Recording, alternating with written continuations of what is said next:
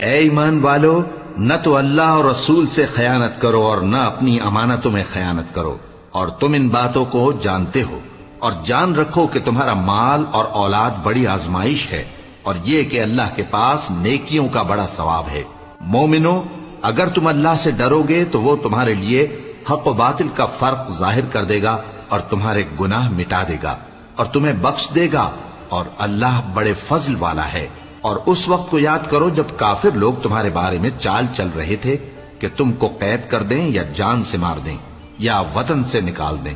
تو ادھر تو وہ چال چل رہے تھے اور ادھر اللہ تدبیر کر رہا تھا، اور اللہ بہترین تدبیر کرنے والا ہے۔ اور جب ان کو ہماری آیتیں پڑھ کر سنائی جاتی ہیں تو کہتے ہیں یہ کلام ہم نے سن لیا ہے، اگر ہم چاہیں تو اسی طرح کا کلام ہم بھی کہہ دیں، اور یہ ہے ہی کیا، صرف اگلے لوگوں کی حکایتیں ہیں۔ اور جب انہوں نے کہا کہ اے